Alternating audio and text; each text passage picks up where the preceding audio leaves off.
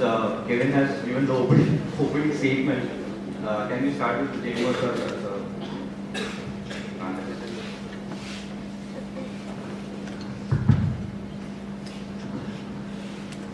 Maybe a wrong choice for you. Okay. Before coming to the feedback,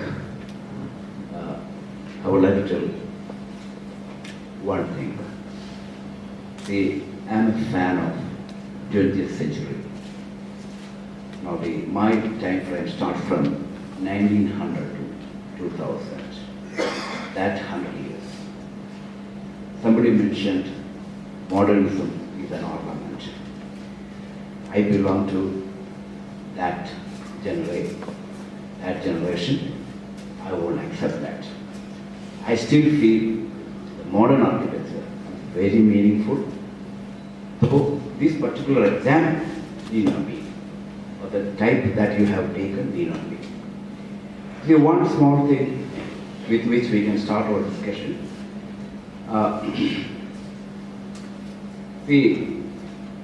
think you must have heard about the World Wars, World War I and World War II. And these wars have shown something very important to humanity. That means millions of people get killed in the war. That's not the problem, because that happened throughout the human history. What has happened? Millions of people were killed because somebody wanted to erase them.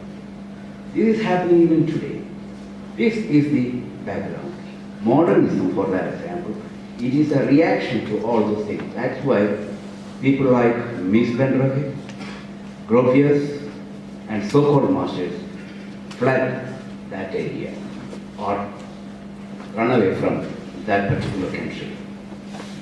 I mean, it is possible for any society or any community, if you are respecting people or humanity, that means you are respecting, or in other words, you are respecting nature. That is the essence of modernism. The Corbusier, no, of course, forget about the forms, but the essence is that one. That means how to make use of nature for the benefit of making buildings or cities or something like that. This particular example, I agree with almost all the people that the facade, that's jolly work, is only an ornament because it has not designed to deal with sun. It is only an image. But at that point of time, context to me is something about geography, something about time, and also something about the way we build ourselves, the community, with the culture. It is not separate. You cannot separate it. See, all the buildings other than this particular student union building, what you can see around, like the finance college, of course it is an institution, but its architecture is extremely old. It has nothing to do with Kerala architecture or our culture. It has nothing to do with the British thing, and some kind of Indo-Sassanic thing, details were shown. All, according to me, all fake edifices. It has nothing to do with us. But when it comes to the modern architecture, by the architects trained in India, they may have plagiarized something from abroad or something from the West, but still, according to me, it has some meaning. And the next thing, about the student union, how many of you can tell who is a student? Who is a student? Student is a very rare species. Student needs a space. Student needs an administrative system. Student needs a subject. And student needs a teacher or a faculty. These are the four things required. A learner is entirely different. That means learner doesn't need any of these things. Arjuna was a student. Ekalavya was a learner. That's the difference. See, the student unions, because there is a very powerful government-like system, university system, it requires a counterbalance. So that's why they have evolved a student union, because it is also an organization. It is also not an open thing. It is designed specifically for that organization. So there was nothing wrong in having a confined space. But today, the meaning of student has changed, because every university is coming out with remote education, online education, and people are becoming learners. That means physical settings are no longer required. So I agree with most of these designs. That means we can reconstruct the building or redesign the building, make it open for some public activity. Absolutely nothing wrong. And I particularly like Niranjan's statement, the remove all walls and if possible the roof also, keep only the columns. It is a beautiful design. I used to see most of these buildings in its formation period. That means when the columns are there, slabs are there, there is some kind of inherent aesthetics. But when architects start walling up, the whole thing fails. So who is at fault? Engineers or us? No, this is the opening line.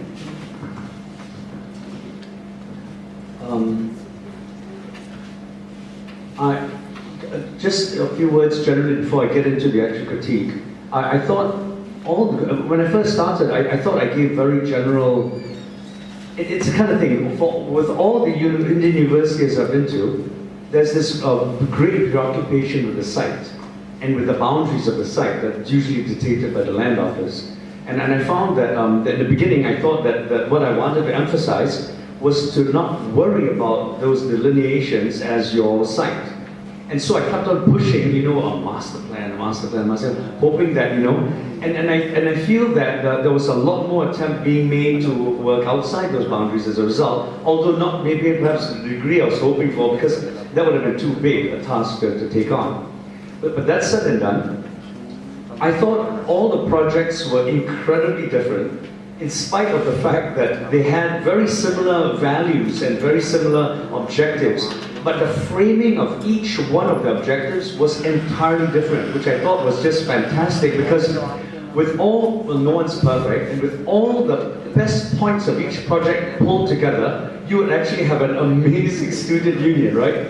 Okay, that said and done, my comment is going to be a mixture of very specifically focused critique and very general stuff, right?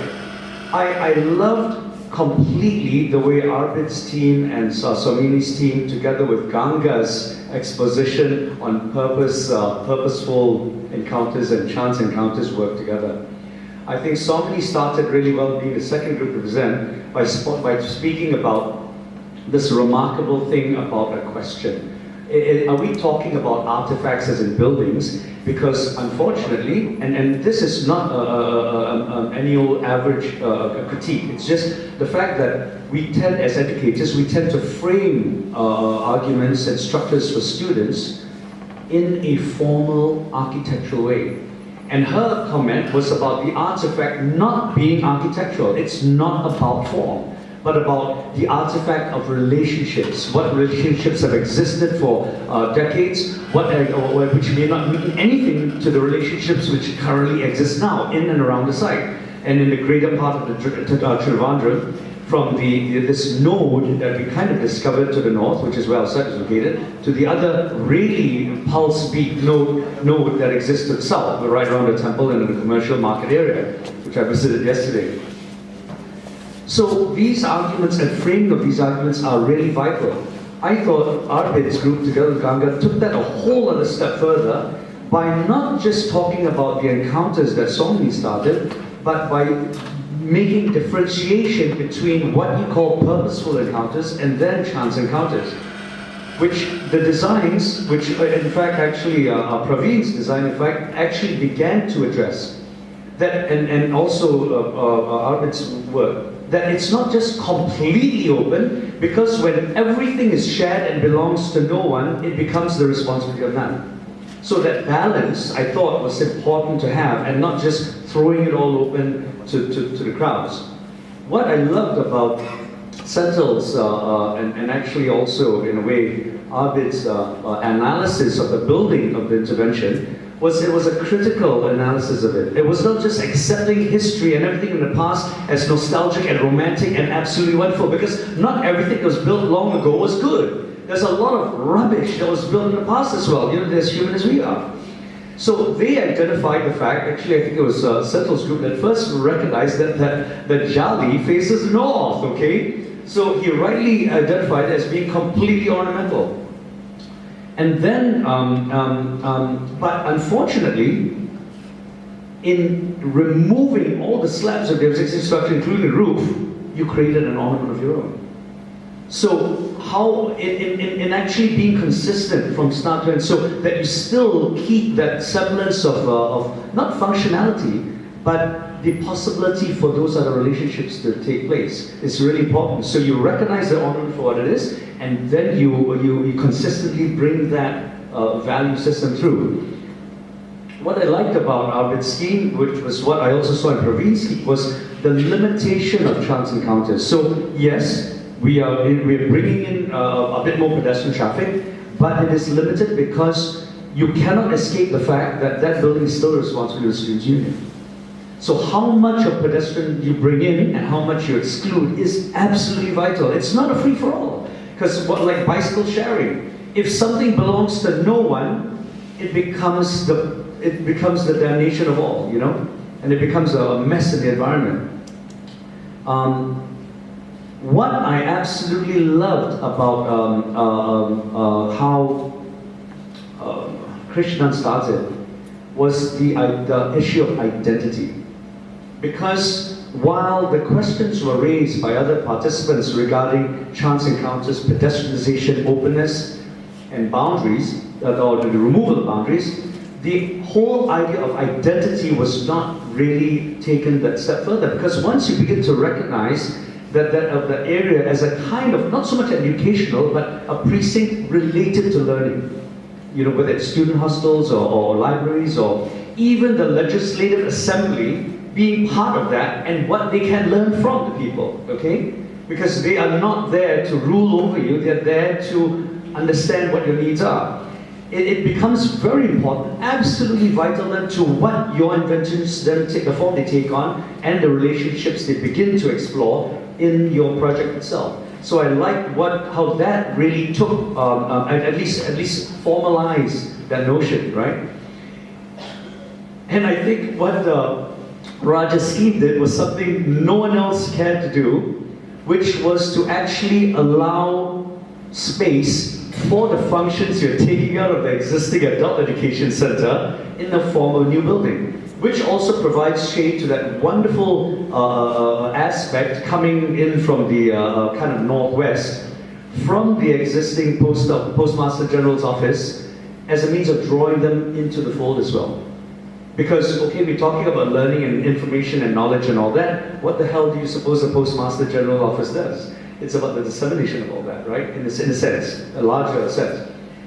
I think Praveen's scheme was the only one, aside from Krishnan's scheme, which actually considered that absolute nasty mess of an international students hostel to the back of the site.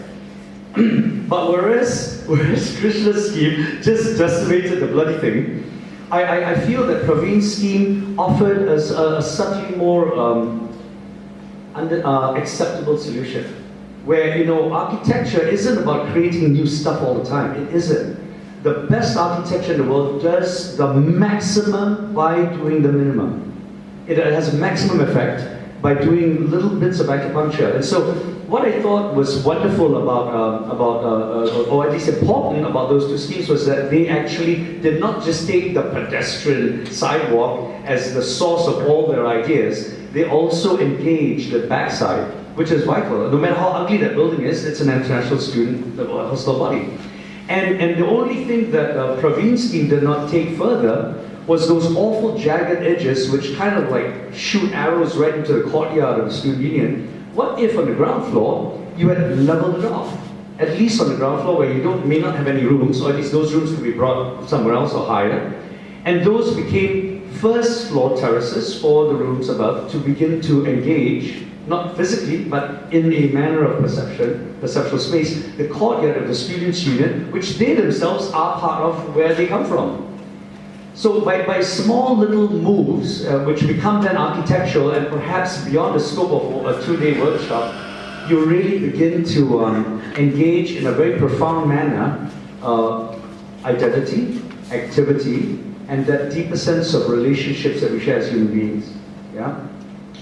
The last thing I'd like to comment is that, oh yeah, did I talk earlier about Raj's scheme and the new additional block taking up the adults training center, and the fact that he lifted it off the ground, allowing for a wonderful sense of what Praveen did by way of drawing in people from. I thought your scheme did that best because it was not like a path. It didn't have jagged edges to imply specific use. It was general enough to understand as a circulation path that was in addition to the sidewalk. So you're invited to participate, but you're not drawn in to participate, right?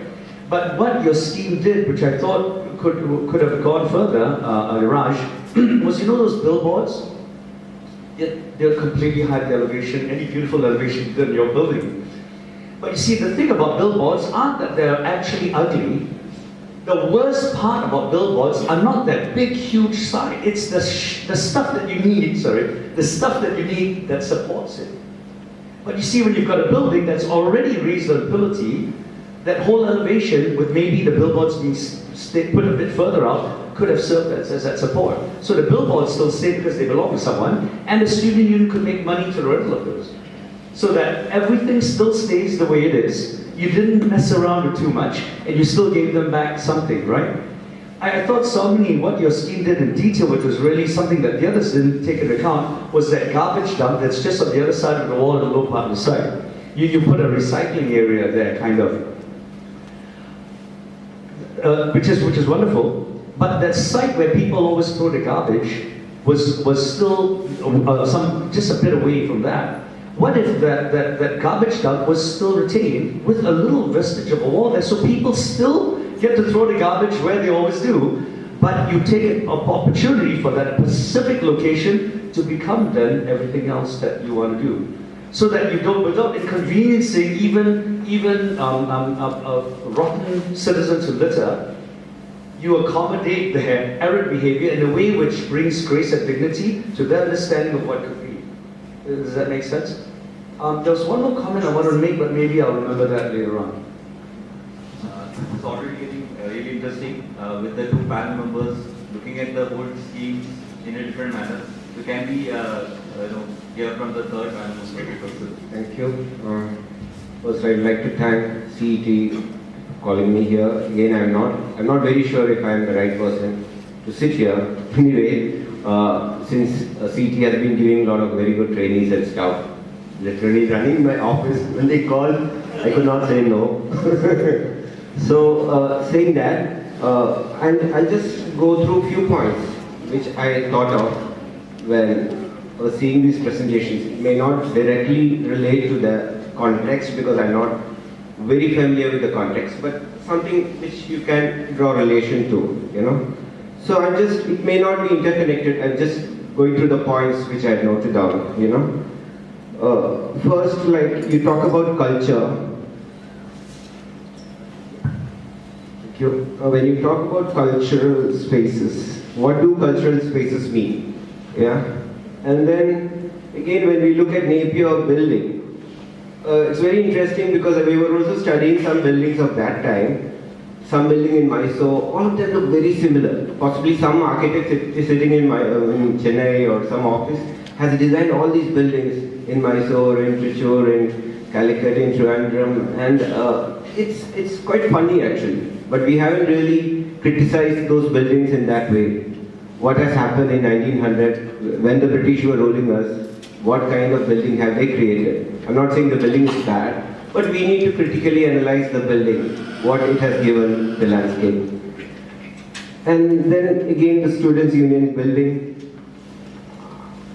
I don't think we have much to learn from those buildings because I think they again belong to a certain period. If you go to that period and see the buildings in different districts, You look at the collectorates in different districts, it's all the same. You look into the engineering colleges, it's the same. It's a certain design typology, just like the British did. It's some engineers or some initial architects have done, it's repeated. I wouldn't say it's a typology which is everywhere. So I don't think we have much to learn from them. And again, yes, of course, CDS and Padmanabhapuram, I don't think I need to explain too much. Already we know about them.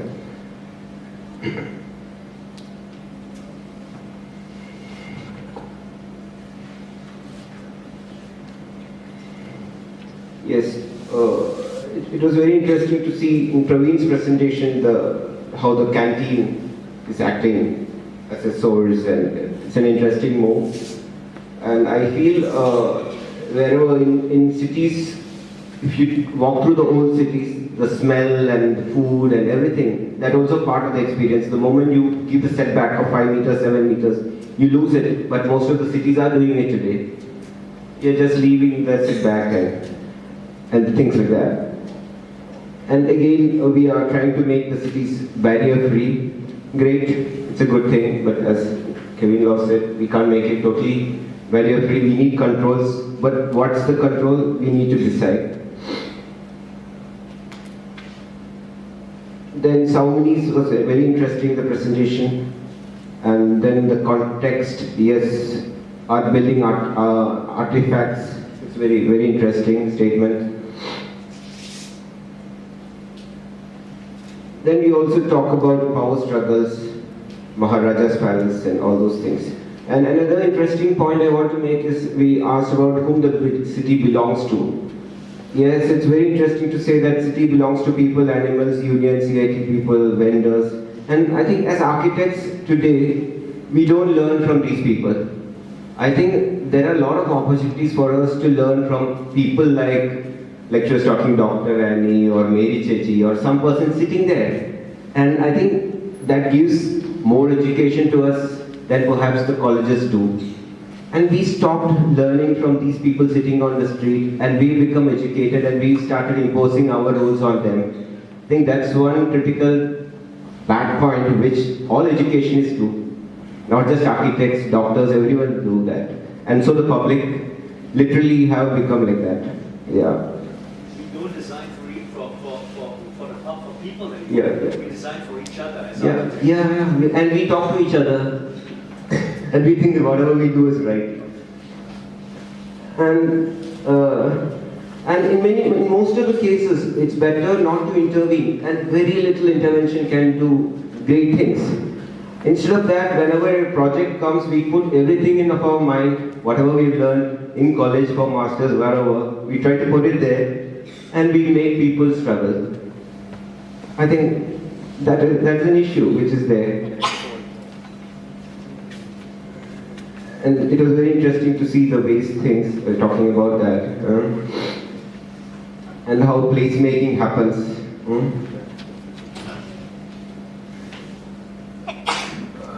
Yes, and also Krishnan was very interesting. He was talking about the cities, it's the greatest teacher. And when we connect spaces at various levels, what happens? That's also very, very interesting. And how pedestrianization can happen. And how the difference, leisure, education, all those three different things which they discussed, it's very interesting.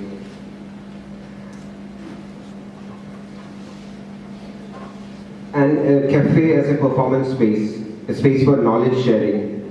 And I think it's, cafes again, it's become, if you see cities, if you see Calcutta, if you see many cities, these are the spaces where more than colleges, perhaps greater things have happened. Maybe more better books were written in those spaces, or more discussions have happened in those spaces.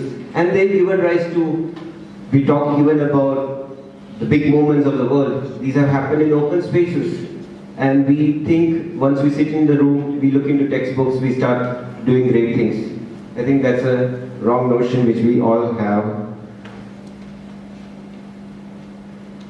And Raj was very interesting, and he was talking about billboards, which is a critical point, and meaning of ecology. And Sintils was again very, very interesting. how one interesting point which I said, which we saw is how to connect everything within a close context. And I think we were having a discussion earlier in some other thing where things can be interconnected, how the knowledge can increase through interconnecting things.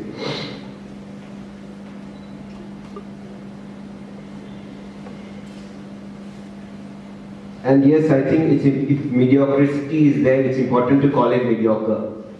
We cannot keep respecting mediocrity, which we have been doing for long, because of many reasons.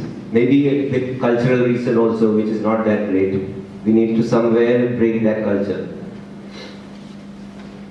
And again, the relationship with the why. Why is, again, what is culture? What is... And a very interesting thing, I'm not saying who, what and all, some recommendation had come to me from some context to take a trainee, and the person was telling she's from a very cultured family. So I found it very interesting. What does this whole culture mean in a Kerala context? So I'm just saying that question about culture. We talk so much about culture. We are cultured society, we are cultured Keralites, Malayalis. We need to really break all these contexts or these thoughts. I think once we break that, unless we break that, we are again putting ourselves into some kind of a hole. And students in the city, hostel, fine arts, yes, this I think is an interesting point there. When we were discussing about some school project in Thrissur, and it was an old school students meeting. So there was one person, one scientist who was living in Boston. So he had come there in the meeting. Again, I was not very much part of the group, but I went on for the discussion. Something very interesting he said is, one group was talking about connecting everything. So many interesting things happening close by, fine arts, law college. So he was talking in Boston, I'm not very sure. The city, it seems, the inner part, the education area, it has produced the largest number of Nobel Prize winners, it seems. So the one reason he was saying, and it is research also, it seems, within walking context, you have all these kind of things, what we discussed. Art college, music.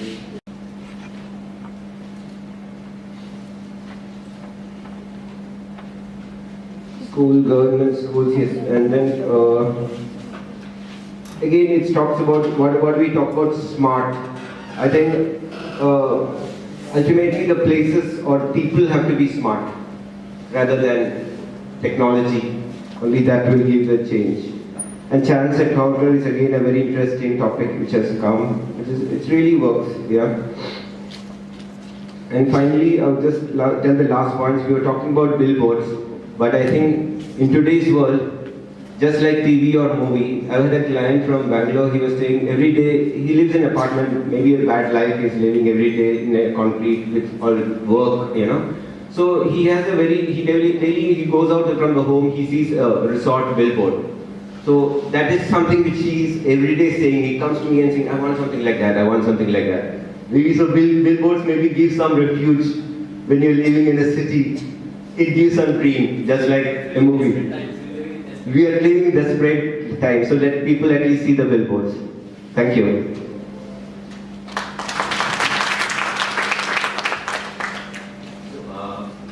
Maybe we can give a opportunity for the team leaders to respond to this.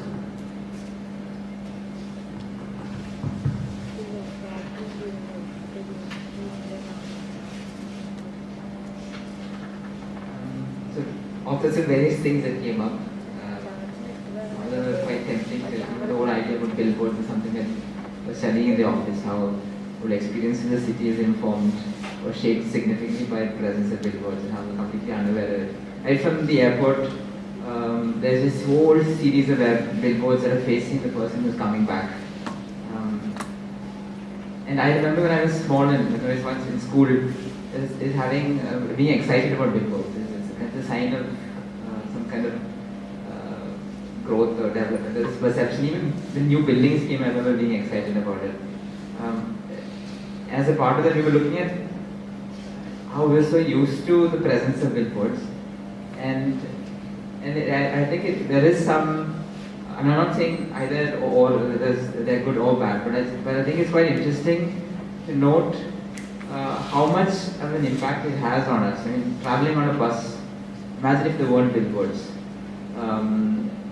in cars, and if you drive on all prominent streets, it's all signages and billboards. You don't see much buildings as much as you see boards and signages and billboards. And they do kind of add something to the experience of the city. There's in far eastern countries, it's quite celebrated as well. There are streets where it's all neon signs, and in the night you go there to see it. Whereas there are also cultures in cities where it's completely taken away, and there are strict regulations and policies and what billboards and what sizes. I think as a society, because we don't have those regulations yet, we've kind of just completely absorbed and adopted, and we're somewhat celebrating. I'm not speaking either or, but it is something that we're quite seriously, our trainees are doing kind of intense study of what's happening. But there's also the flip side of it, that you can be kind of nostalgic and poetic and say that all the green is getting covered and all that. It's actually a problem, because I know we've been looking at sites across the city of Cali, and we realize that people are knocking down trees on empty sites. So there is an empty site as a potential for making money. You just knock down a couple of trees and you put a giant billboard, and it's easy money. You don't have to develop the site. There's a PR agency to come and manage it, and there's constant revenue out of it. So I mean, there's a wide variety of things. I just sort of pick on the last one. Maybe one more thing that I was thinking about in reading the brief and having a discussion with the team that set up the brief about this idea, and it's because you guys brought it up as well. This imagined significance that we have of ourselves as architects, and you were talking about we sit and talk to each other about it. This whole thing about modern and tradition and how what stand are we taking? Is yours new or old? And it's as if the 5% of the buildings that we make in India are representative of society. And that was kind of the point that we were trying to make. That is maybe we don't have to take that stand, that our building, what we stand for. It's what we as a small group of people stand for. And maybe it's good to step back and realize that. So one point that I was trying to make is that maybe you don't have to be bothered about being representative of the whole of society. Just represent the client, the users and their relationship and their existence and what they do there. And can that inform the building? And if everybody does that, then that is society. Rather than trying to kind of take over that responsibility which we don't have to take. What an alternative viewpoint. No, I think you've raised a really, it's a categorical mistake we tend to make as architects. That we talk about changing the world, we just refer to changing the way our bloody buildings look. And so I agree with you totally, if that's what architects believe in, that's what we do, because that's what we've been for the last 100 years. But if we start taking content into account, then I completely disagree with you.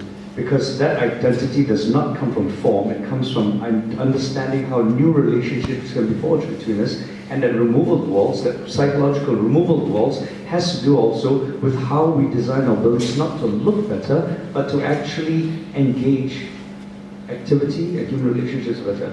So I agree and then I disagree, but I don't think we're arguing on, I think right.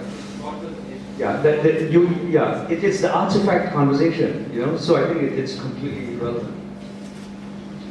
Just to clarify, can I just pick on that the artifact, it's an artifact point of view? This artifact point of view is because the artifact is the sort of end result.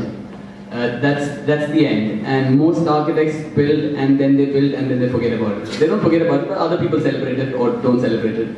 But the one thing that for me, the workshop was not about what we did, but what we missed out. In that sense, now watching everybody else present is about what you didn't do.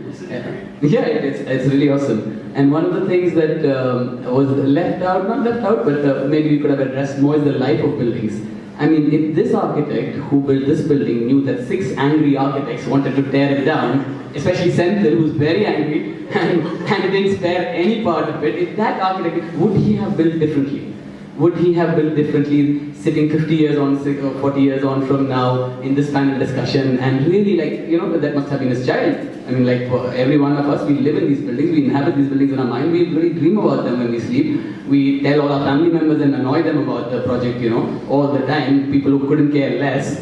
And then there are these 6 people who are saying everything that's been done is not even wrong, it's mediocre. So, I mean, if our work or our interventions were talked about like that, in a big panel discussion with many eminent people, would we build differently? Would we have designed differently, It's the same as sort of the course of human life. Like in the Mahabharata, they say that people are living on because they think they're immortal. If we knew we were fatalistic in a Buddhist sort of sense, that our time frame was limited, our impact was limited, and death would come any moment, would we design differently? And then that again, sort of in a continuation, would we build in a softer approach, sort of as an acupuncture approach, and could sort of things heal, could buildings heal? So that I thought could, even from our and it's the next for the next workshop, I suppose.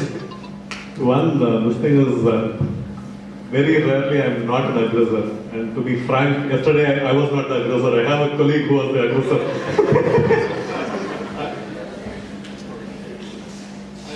I'm an aggressor generally. Yesterday I was in a confused, to be frank, because if I have to build something in Bangalore, I do not have to worry too much about the context unless I'm building something close to Vilansada, one of these. Otherwise, absolutely, I don't see any context. But if you walk into this place, everywhere you turn, there is some meaning which is happening from somewhere. So you kind of struggle, you hesitate, am I right or wrong? I was in that struggle. And young man comes and says, I said, okay, yes. So talking about Niranjan. So rarely I'm not an aggressor. Yesterday I was not the true aggressor. So I think this is a good way for Tommy to respond, because people are talking about the. Can I add something? Yeah. See, something that I found very interesting in the course of this workshop really was something which I was trying to say during the presentation, that we are all, like Krishnan said, we were trying to tear it apart and mend ways and all that. But something very interesting is probably we are not really understanding the context at which the building actually came up. So what happens is, if you look at the history of the Students' Union, it has a very, very long history, and even before independence it started. It's a part of the freedom struggle, and a lot of the chairmen of the union have gone on to become ministers and even chief ministers. What is the state today?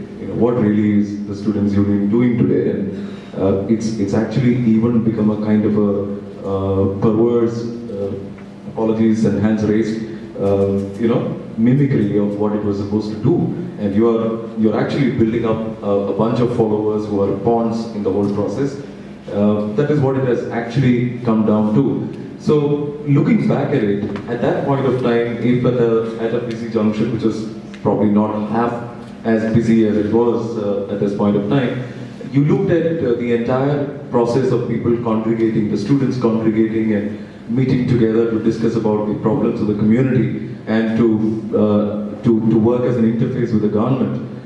At that point of time, maybe they thought there is a certain amount of silence which is required, there's a certain kind of inwardness which is required. But what is interesting about a modern building, as opposed to some jing bang that we keep doing these days, is that it has allowed all 6 of us to rip it and rip it apart today, So there is that entire neutrality of the grid which is there, which is actually a signlessness in a way. So it lends itself to a whole lot of things. And this is also particularly important, I think, because when we teach students, when we propose a project for a student in a semester, particularly for the teachers here, we tend to have such amounts of clarity about the function, which I'm really not sure how far we can stretch it.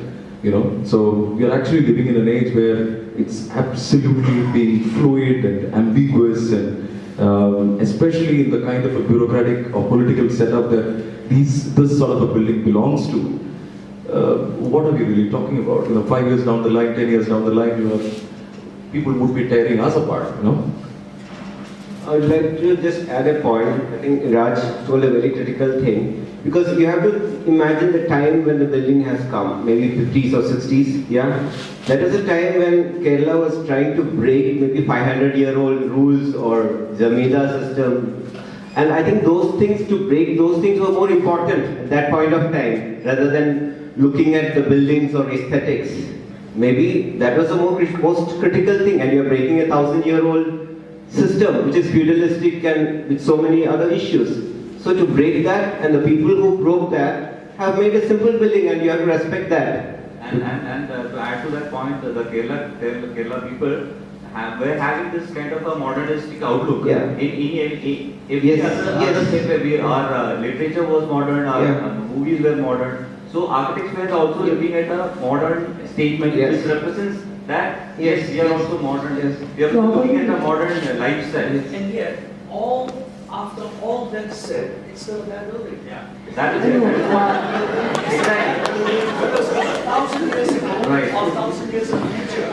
And I think that's what's very important is that as long as it doesn't change the way we relate to each other, it is not a good building. It was still a reaction to form itself. So we can't be traditional, we've got to be modern, so we're going to look modern, we're going to cut and paste that modernity from something that was done somewhere else. So even that, you see, so, sorry, I just had to... Okay.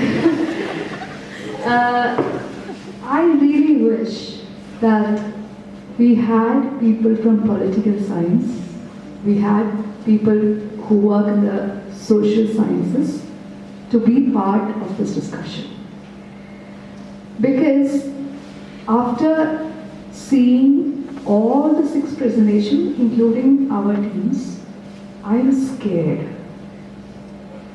If all of us using the same vocabulary, and if all of us come from the same educational system, then there is something terribly wrong. Although Kevin rightly said there are those little things that might be different in each of the presentations, for me, ultimately it was all about the hegemony of an architect, the power of an architect. And I feel that's where we need to open ourselves and embrace what the world outside is about. The people who are around us. Who are we to tell them you need to make encounters? Who are we to tell them that you need to walk this way? Or is it that we don't call ourselves we and become the part of a larger whole of the society and understand or place ourselves as another human being in this very society? I think that exclusions of those walls that we are building between us calling ourselves we and the people of the society as them, I think that's where a critical mistake is being made. And therefore, this being held in an educational institution like this makes it much more relevant. Because as an academician myself, I feel that most often we engage with students asking them to build, asking them to design buildings. We are not helping them to seek the process. So I think that's where engagement with the larger society, engagement in such a way that we are one amongst the society, and bringing us down from the pedestal of people being, or the architects being the powerful class who will dictate to the people this is how you should walk, but rather holding hands and making it much more participatory, leaving it to anticipation, rather than being, I know the future, let us do to us. That's the core idea that we were trying to explore. How can the future unfold in its own reality? It might be wrong, but what's there in making a mistake? Actually, Somi, I thought that was the weakness in your scheme. While I totally, completely agree with you that we should not just open an event like is to just, architects. That we should have political scientists, we should have clinical psychologists, we should have historians here. It does not cede our right to be responsible for what we do, and it does not, more than anything else, it does not cede our right to authorship. What's the problem with architecture is that we have become responsible and all-powerful at absolutely the wrong thing. And the problem is we are catering to wants rather than needs. So even with user participation, we just listen to what they want because most users don't know what they need. And we cede our right to conducting research to understand the difference between their wants and their needs. And then we end up giving them what they want as well, which is just as much rubbish as ceding to what we want. So I think maybe in the same way, I agree with what you're saying, but I think that needs to be clarified. Because the architect is still an author, and you cannot diminish that. You cannot call yourself a facilitator for community. You are not a facilitator for community because you are an expert. But what are you an expert for? Just creating bloody form? And then, which is your criticism. You are not. And the problem is professionally, academically, we've been educated, not just in India, mind you, in the centers of the highest levels of education that you believe are, Harvard, MIT, the Architectural Association, the Bartlett, we've been educated incorrectly for decades. Because we've elevated the architect to to godlike status, to iconic status, and that's what all architects are being trained to be. Neglecting your responsibility as an author of needs, not wants. Does that make sense? I think most of you must have used the building during the last 2 days. One day. I used that building for 2 years complete. I was there in that building from at the age of 18, after pre-degree, I was the secretary of one of the small organization called Youth Forum under the then Defense Minister Krishna Menon. I was there throughout for 2 years. My mother is not like Aishwarya Rai, but I like her. So maybe the building may not look very nice, but it's very, very sentimentally attached to most of the students and student union leaders who were there in that building. So that means aesthetics doesn't need a form, and sometimes even it doesn't need a content also. It is only a feeling. It is only an emotional attachment to an object. As he said, Krishna said a wonderful phrase in the beginning. There is a disturbing similarity in the designs. So it's a good phrase. There was a disturbing similarity, but as Saumini said, this is a wonderful exercise. I am going to have a similar exercise in my school because of one reason. It is not for designing a new building. The exercise makes sense when you are designing or attaching a part to an existing building. Okay, all things will come out.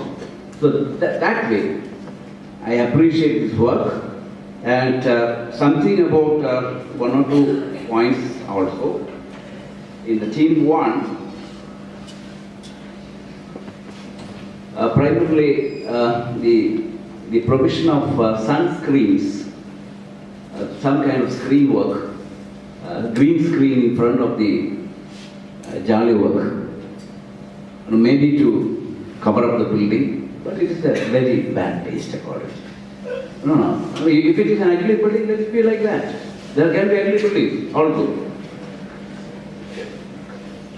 Either tear it down or you show it to the whole world. Yeah, that's all. Okay. About the theme 2, the context interpretation. Artifact, static and context, is a good thing, but I think she failed to define context again. context, she didn't tell us clearly what the context is all about. At least her interpretation about it. But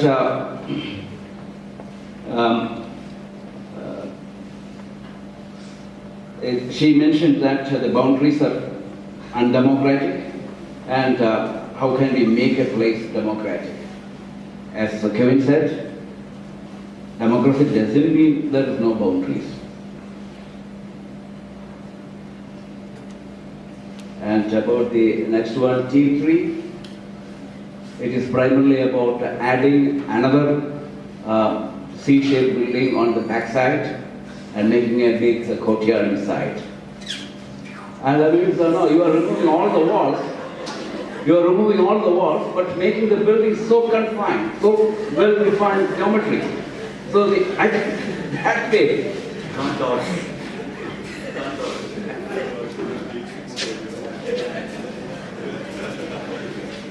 About the Team 5, they, according to me, they have looked into the big picture, looking at the student union building as well as the fine arts college, etc., the large area, and they have also considered something about livability of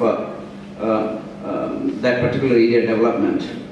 It's a good attempt, but one question they have asked. Is modern architecture is an ornament? But modern architecture already defines that definition. No, ornamentation is crime. No, isn't it? Paradox, right? Yeah, that's a paradox. That's subject for a whole other conference. Team 6. Team 6 mentioned something about today's context, especially the power of walls. Ganga says that there are some walls also in our minds, and those are much more difficult to break than the physical walls. It's a good idea, but see, the works comes to us with walls and budgets. So we may have to work within those things. Anyway, it's a wonderful experience for me. I thank CET for inviting me. Thank you very much. We didn't hear from Praveen. Can you just have a quick comment from you so that we can move on? I've heard enough. More bad design. So, okay. I have nothing to say about the site or this project. I was here just to be with Kevin and be with students again. You know? I've always wanted to. It just thrills me and just energizes me when I'm with students. It really touched me when these kids came and told me that they're using the money to do this. This is amazing. Nothing can beat that.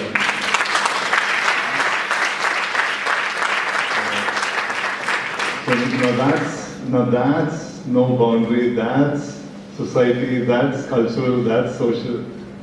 And that attitude, if that happens to everybody, you won't have such spaces anymore.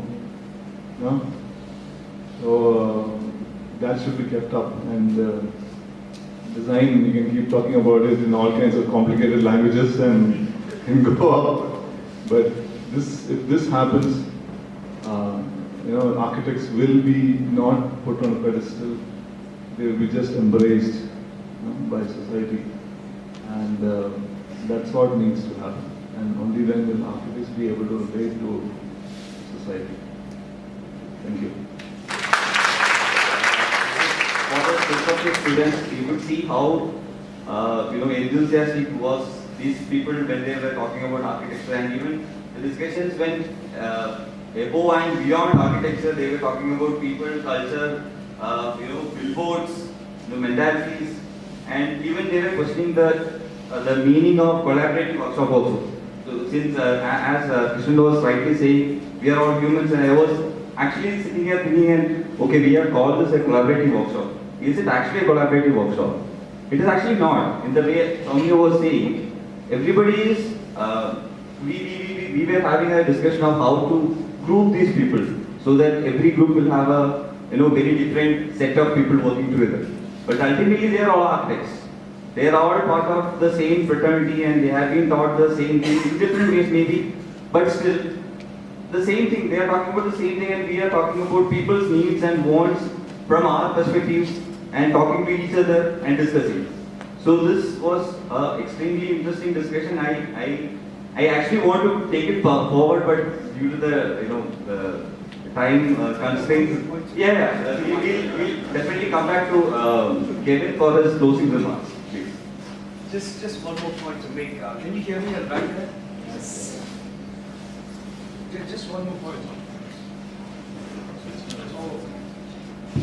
Just to make to bring us back down to earth and to show you how important architecture is, and that you are an author of change if you choose to put authorship of form aside. A comment made by Ganga and Arvid, and actually also Senthil, about boundaries and how they went through the bigger part of the neighborhood to draw the sections you did and the plans you diagrammed of the whole area, the legislative assembly. If only it was taken one step further. You see, a boundary, a wall, does not create perceptual boundary alone. So you can break it up, Ganga, you can break it up. You can make it more permeable, but that physicality is not what makes it more pedestrianized. The problem with our roads is in India is that the boundary walls put 3 feet between you and the curb. When you've got a curb right there and a wall right there, the distance to that curb makes that environment completely unfriendly. The more distance you create, like you got 10 feet, now let's say that's where the wall is, where the blue line is and the curb's over here, you've got that kind of space immediately, even if you don't change the wall, the material that wall is made of, that property feels immediately more friendly. Never mind the change of material, you just put a fence there and trees behind it, and you create a completely unified, like the way your group diagrammed it, the yellow? What if the detail, a simple detail which wouldn't have taken more than 10 minutes, was put throughout the entire area so that you actually examine how wide sidewalks got. Legislators assembly, much wider. Library, still really wide, but not as wide, maybe only 15 feet. And then when you get to the private areas, the churches, maybe that goes down to 6 feet. But then it gets replaced with a fence you can see through with trees, so that the cemetery comes out without you needing to go in, right? All that changes completely your invitation to participate, even though the entrance is over there. And that's the kind of detail I believe architecture can change our perceptions about. And you suddenly create an environment which is lit. You understand it's a center by pure virtue of the color you've unified, the material you've used to unify texture with. That completely changes it. So one thing that would really change the legislative assembly building, without changing anything much at all, is just by moving that boundary wall 15 feet further in, which wouldn't rob them of much space, and then plant that whole sidewalk with trees, not so close that you have to dodge them, and bring those trees into the legislative assembly. You immediately make you feel as though it's one and the same environment. And I think that's the whole issue that we've got to deal with regarding boundaries. It's in your mind because architects don't understand breathing room and compression and expansion and all that. So it's your responsibility not to author content, to understand that perceptual boundaries are not just a figment of your imagination.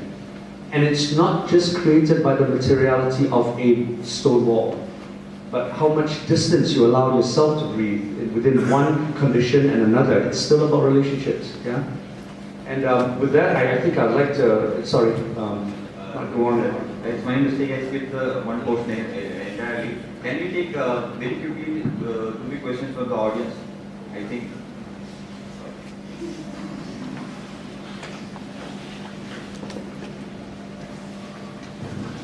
It's not actually a question, but something provoked right now when that statement Kevin made, with how important the role of an architect is as far as how we change things, and connecting it with the overall discussion we just had right now. Because most of the articulation goes to the fact that we are designers. And what about seeing us as design thinkers? Because there is a difference in both in education and practice. When I say designer and a design thinker, it has nothing to do with a practitioner and an academician. It's totally different. I'm talking about a very humanistic process. Because while we think about articulating the materials and forms and movement, because initially, as architect Jayakumar told, the initial plan for the building was for a confinement. And today it is for maybe relationship as we collectively thought. And tomorrow it's going to be for something totally different. So, so in a way we are dealing with something really flimsy. And most of the revolution that has happened across the world, urbanism and architects hardly contributed. Because we always always became a byproduct of many other movements, including the economics or scientific revolutions. So throughout, we were actually changing with the influences. Of course, I'm not making a very blind statement that we didn't contribute, but how far, what is actually our role in the broader picture. So there, many big breakthroughs actually happen when somebody steps from their realm outside and learn things. So at times you are a designer of an artifact, which is essentially important. At times you are a designer of the program, and at times you are a manipulator of minds when you promote.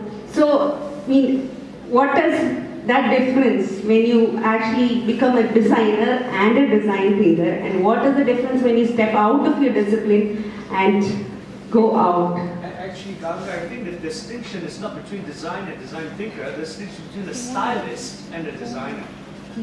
You know, and the way we talk about ourselves as designers when we just behave like stylists, you know, and I think that's a better way to look at it, because if you're a good designer, you have to be a good thinker.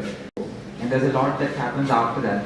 And that kind of links to, is when you see, if we can imagine our role as not just as the object, what you're referring to as form, that there are many other dimensions to what effects that a building has, whether in terms of, can a good institute facilitate education? Can it enhance the quality of learning?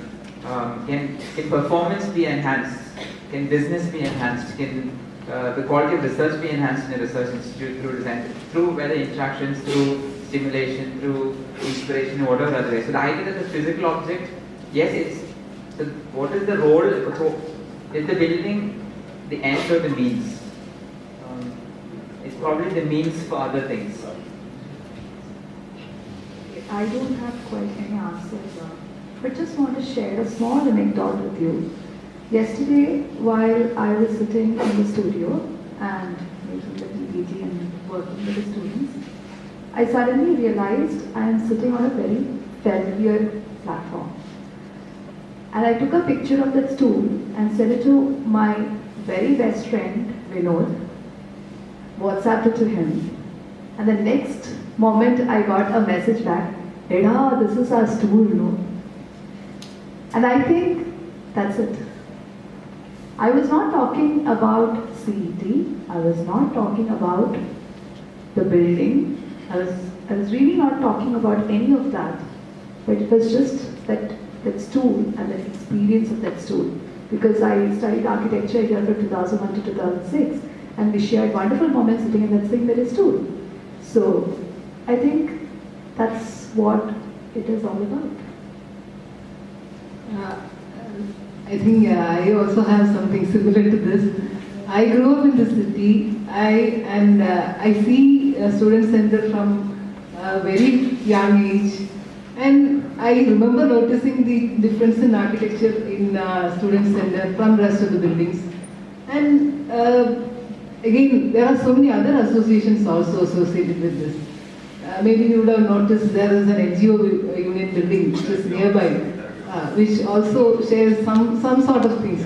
As a young child, I used to wonder how many stories these buildings would have. And when you talk about all these architecture things about these buildings, these associations come to me, and they are all very dear to me. All these buildings, the space is dear to me, and I can't think of tearing it off or taking it away. It's my city, like Jayamar sir said, it's my city. These buildings are all part of my cultural heritage. If at all anything has to be torn off, it is the legislature assembly.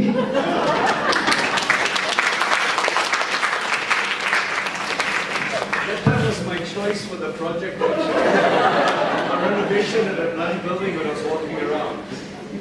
Can we take one question from the students?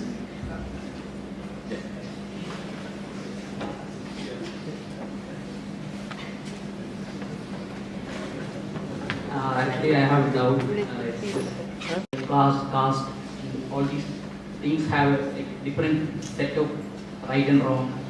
These architecture can really bring people into India. I have a similar question, but probably more neutral that way. Yeah, but more than caste and creed, we are all lost into our mobile phones.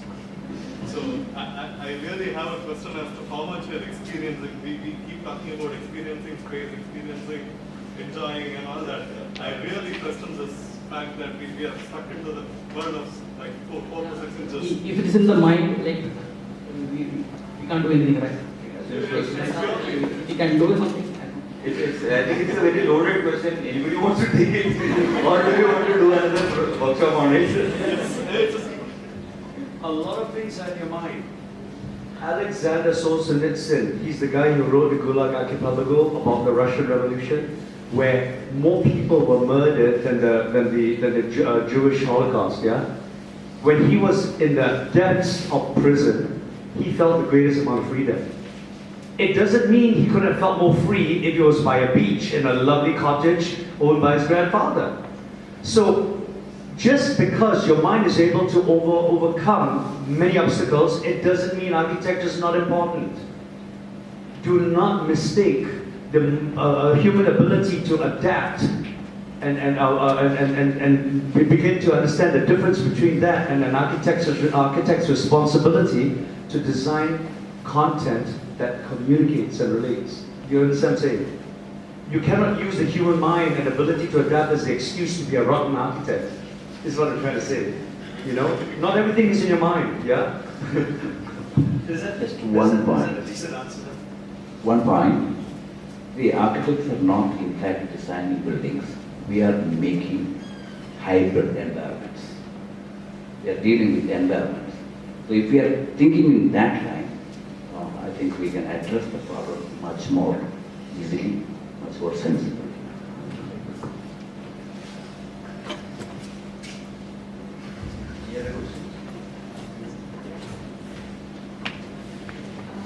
I really, always as confused as I am, I really don't have an answer to your question, per se, but the image that came to my mind is of two buildings, because you're talking about a building site. One is the very Padmanabhapuram Palace, taking a walk through Padmanabhapuram Palace, feeling lost in that, that giant scale of it and feeling that you don't belong there. And the second is a case of Gandhi Ashram in Ahmedabad, where you always felt a part of it. So what I felt is that we all have a role to play in terms of designing or helping society work in a particular manner. These boundaries that you were mentioning, it may not be possible to break those boundaries immediately, but that is not the final project that you're working towards. But as and when you make small interventions, which need not be physical but also social, it could also be metaphysical, probably in the long run, at that time, the temporality of the thing, it might lead you in breaking some of those boundaries which are within your mind. probably for that role really need an architect, and therefore we might also need to look at or locate ourselves as not just architects but also human beings who have our own voice. I think time could be the only answer for all of this.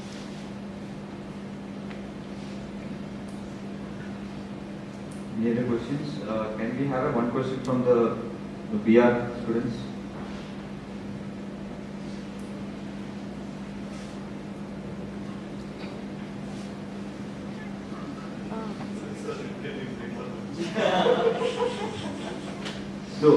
So I think we can wind up this session.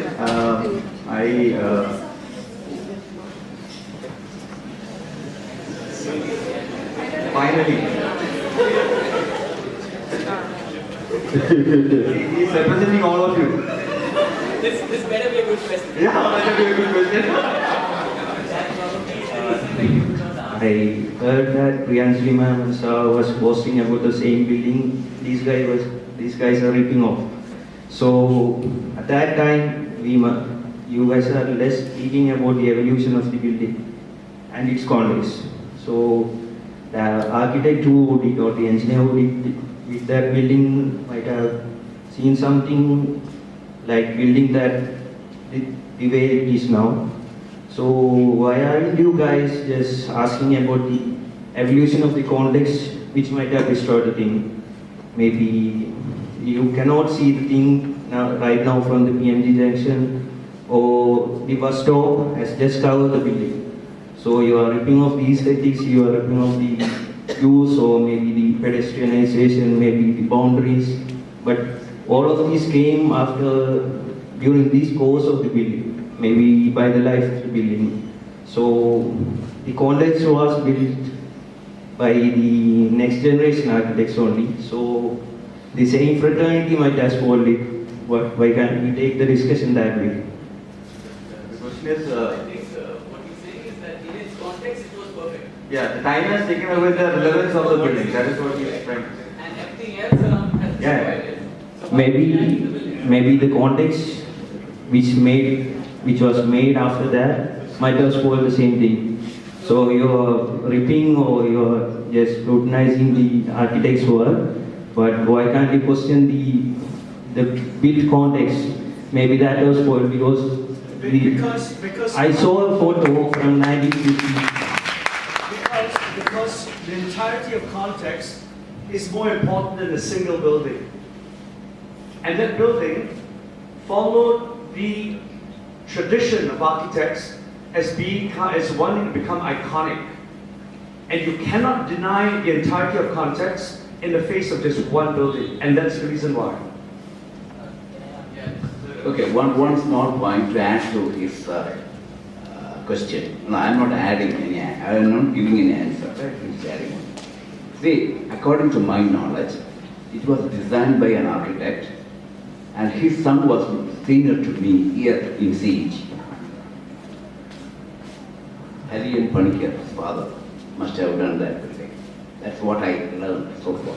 But I don't have any proof with me.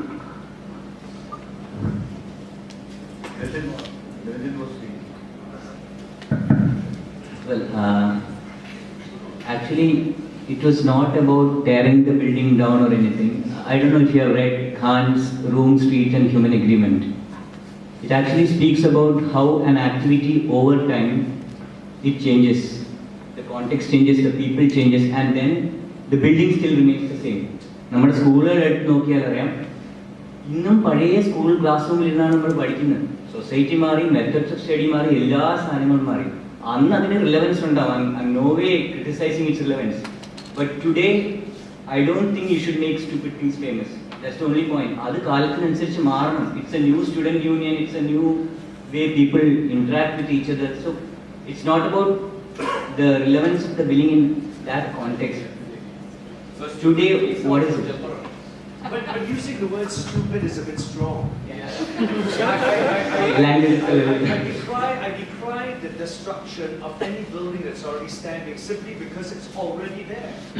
And for what it's worth, nostalgia and everything aside, that means something. The embodied energy, that means something. So to perform as great, make a biggest difference as possible, to accommodate the change with doing as little as possible, I think is still very important. So I don't necessarily laud the projects which call for the destruction of stuff, you know, don't get me wrong. But to just die hard by something which has outgrown, the context which has outgrown its function is silly. That's all I think, that's what's important, I think. That's exactly what I was trying to establish, because as time moves, context, everything has changed. There's no point. Buildings also need to change, but I think it's a big discussion to what extent can it change and where do we stop it. I kind of like Raj's proposal, almost one of the best in terms of the old building, because he didn't do a whole lot. He just added a more gracious roof which tied together that awful addition to the original building, formally, and created new space in order for the functions to still grow. So I thought that in relation to the original structure, Raj had one of the best proposals.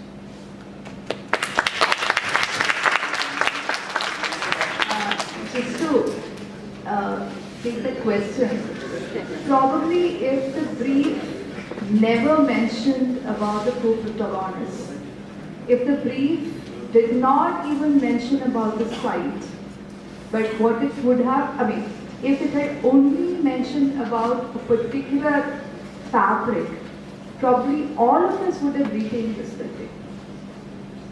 So I feel the reason why a lot of the groups ripped the building apart was only because the brief sort of gave this the most importance and sort of called it as one of the protagonists of this particular story. So probably that's all. If the brief is different, we would have, I think, we would have not even noticed that. And you have to admit, some of the proposals that did not call for the complete demolition of floor slabs were quite good, yeah. Not all of them were bad proposals. I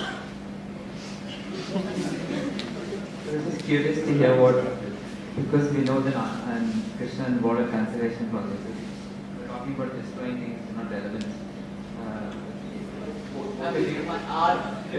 For people who are involved in cancellation, so I mean, it's easy in this context to talk about saying that the building is not relevant today, but you guys come from a different background. No, but I think as Kevin rightly said, it's important to retain the embodied energy and do the minimum so that the thing is relevant today. I think the whole idea of relevance is very important. To the time, anything, people, everything has to be relevant for the age. Unless, of course, it's like the International Student Hostel that has got no sympathy with it for it, because no one has got this emotional attachment to it. They only stay for 20 days. So even though this is going in a very interesting direction, we have time limitations, we have but we have your meeting and we have people to leave. They are actually so can we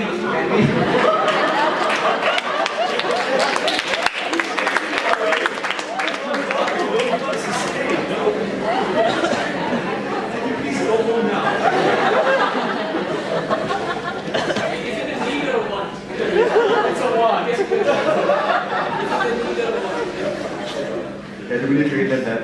So, so if the students have more questions, we can take it.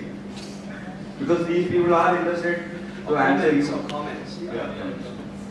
Disagree, you know.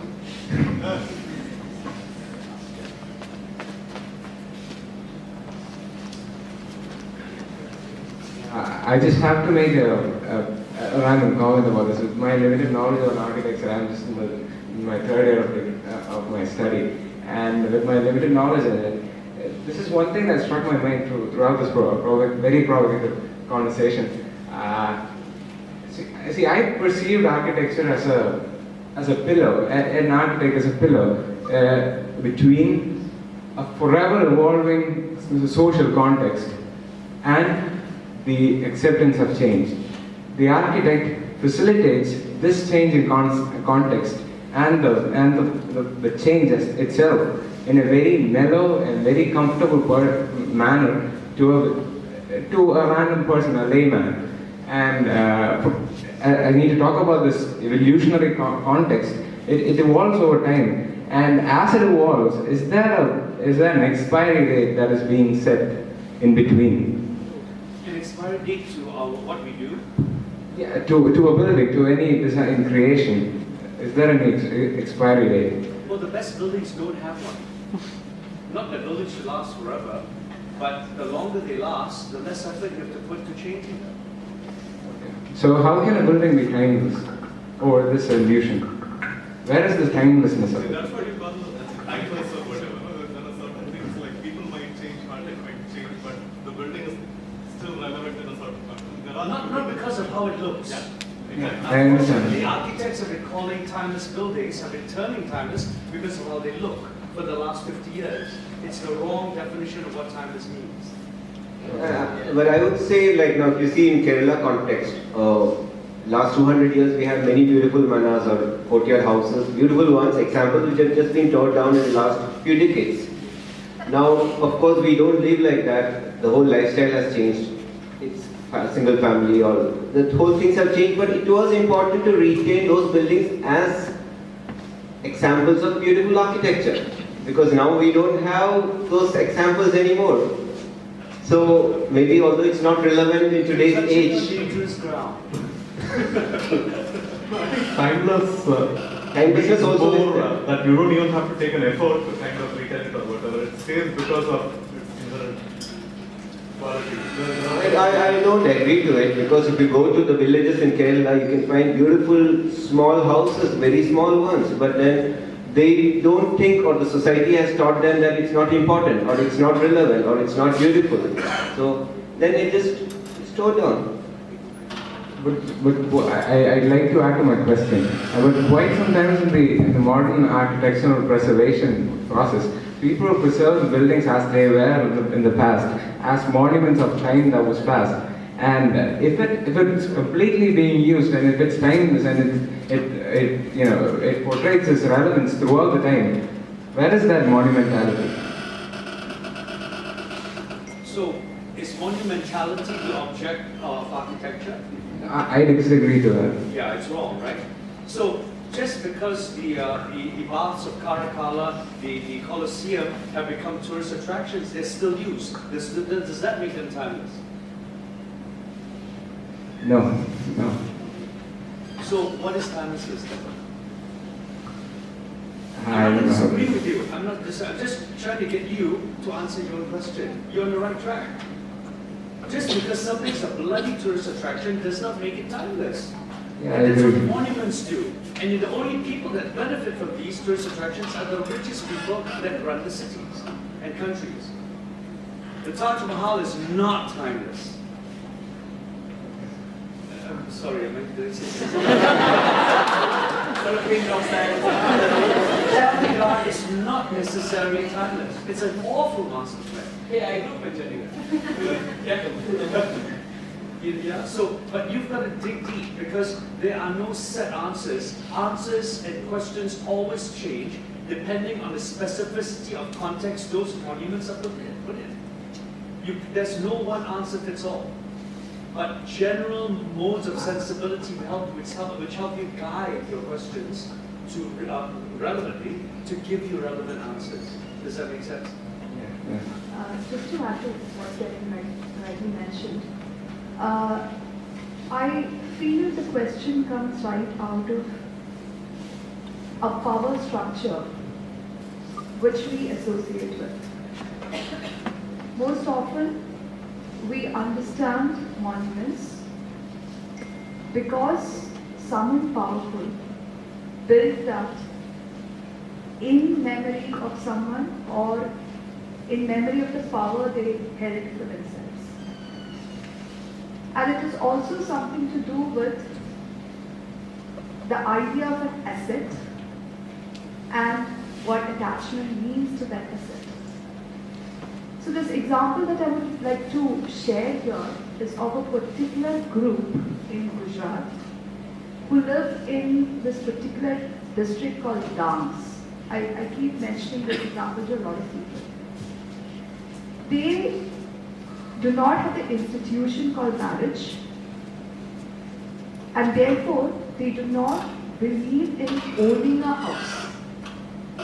What they do is, when two people decide to live together, they build a house or a structure where they can live, which will shelter them from a lot of other things. And once they are done with that house, or when their relationship is broken, they move ahead or they move to some other place and build the next one. The idea, why I'm saying this in this context is that as long as you don't have an association which is rooted in owning something or having an asset, the value attached to that is nothing. But when you attach immense value to something, because it is a product of a particular socio-political, cultural context, then that has to remain as a memory of that particular power structure, and therefore you want to retain it, and you want to, sometimes you might even term it as timeless. So that's as timeless. So the way I see it is a complete product of a social system, a cultural, political system, which associates our lives with certain set of assets, or gives it an asset value. That's my take on it.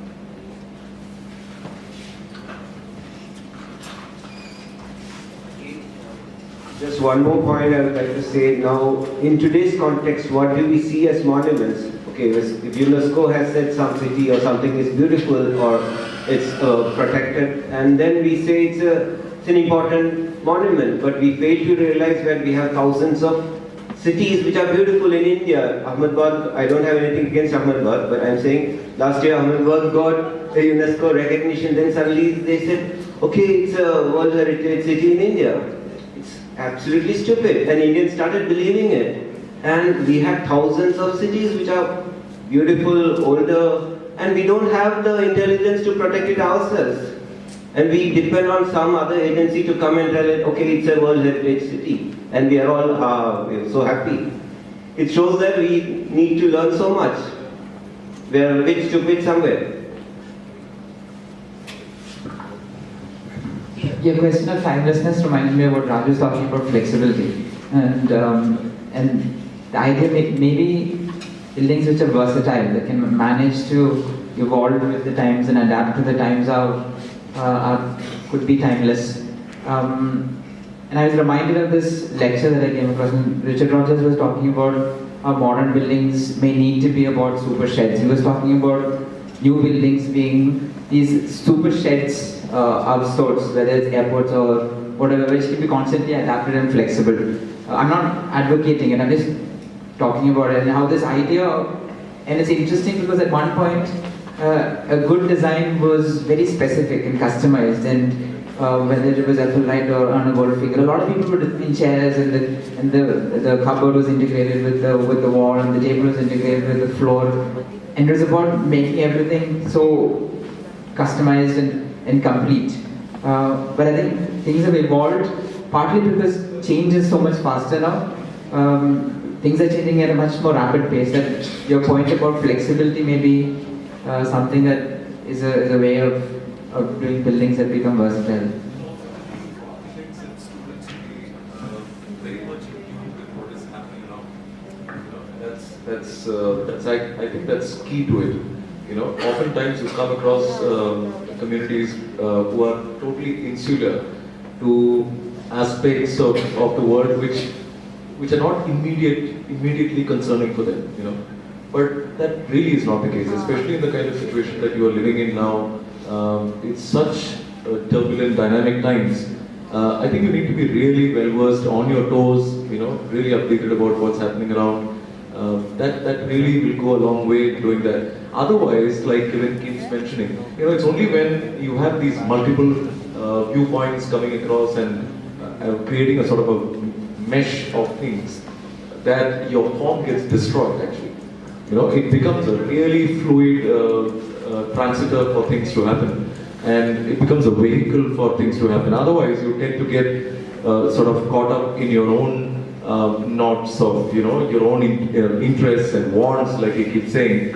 So I think that's a very valid question that you asked, and like Abid mentioned, it's about flexibility and being updated about all the sort of intricacies that lead to a building, So maybe then it stands a bit more than what it actually is meant to be.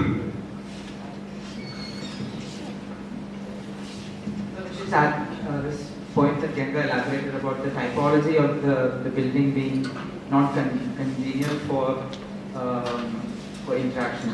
But there's a deep structure within a building. In the organization of the space, there are some spaces which are more generative of possibilities, and there are some more conservative of possibilities. They reduce possibilities, they restrict. So a code complex is conservative. It controls who passes by who and who meets who. But there are other typologies which are more generative. They enable possibilities. They enable these chance encounters. So with organizations evolved, we talked about the student union. It evolved. Its role is evolved, and therefore there is this idea that there is a set of values and a way of working within an organization that relates to the space. So there's a deep structure in that space, in the way you organize space, that matches that kind of organization, that's a set of values. When those values change, when the organized changes, you need a new space. But then I remember visiting a jail, which has been converted into a hotel. And it was very easy to convert it. So this idea of something which is when you pay a lot of money and go for a luxury, and you stay there and you pay a lot, is the same space you would use to jail people. And it was very easy. That's a good example where you can pay money and have the jail experience, which is coming. The point I was trying to make is this the importance of a deep structure within a building and its link to the values and organizations, the way people behave, and that certain organizations and values require certain kind of spaces, and when those change, you may need to change the deep structure. I think, just responding to that question, it's not an answer, just a suggestion. Please don't take this making building timeless as your goal or anything. Just respond very sensibly to your context and your intuition and your knowledge. So I think a lot of it is just one point, which is very, very, very humane point. Because when we talk about monumentality, one side we have to think is that we are also conditioned to celebrate monumentality. If it was genuinely our memory being celebrated, the most closely situated sense to our seat of memory in brain is actually smell. And there are many bread factories who worked on smell and doubled their turnovers. And likewise, memory is said to be closely associated with senses other than our, sense of vision. So, if it was more genuine, we would have equally celebrated the history of mass as we celebrate the history of thought, which is mostly includes the major monumental aspects of history. So I think a lot of other questions are also generated from this discussion. What we can do is we can wrap up the session right now and go for lunch. And if you're interested, we can come back and continue with this discussion and have Kevin's presentation there. Is it okay with everybody? Yes. Okay, so before you go, one more.